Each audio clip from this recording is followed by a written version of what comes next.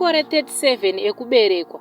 Mukadzi wangu ane 33. Tava ne10 years tiri tese. Tine vana 3. Nyaya yangu yakamira yakadai.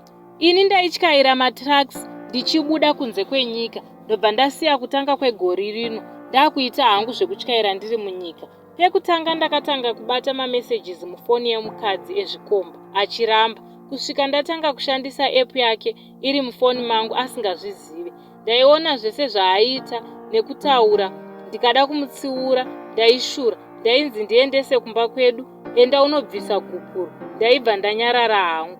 Zvakatora nguva zvichidaro. Rudo neni haasisina. Ndikangoti ameno ndiri munhu anoda vana vake kupfuura madiro andinozviita. Ndakazobata mamessages echimwe chikomba chandaiziva. Ndobva ndabvunza ndikanzi enda unobvisa gukuru.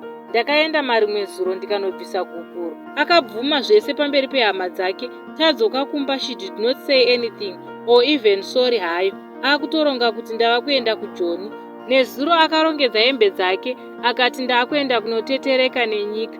Ndakaswera ndichingochema nezuro. Not good for her, but vana vangu. Apedza kurongedza vana vakatanga kubvunza kuti mai makuendepi because akuchema. Ndakanzwa tsitsi kuvana vangu. Ndikamuti it's okay, ini ndakatadza. Ndakaona zvawaiita. Gara hako, it's fine, but mumwoyo ndine bundu.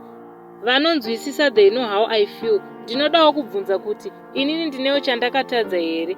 Hapana chandaisamuitira mukadzi wangu, but even now and kumuti gara I'm in pain, but vana vangu ndo vandatarisa. Ndatadzawo here. Iye haasati auya kwandiri kuti ataure nyaya yake nezvaakaita. Pane vanobatsira ndoramba ndichitaura nezvenyaya yacho here. Ondonyarara. Kuvarume I know you will say dai wakamusiya akaenda.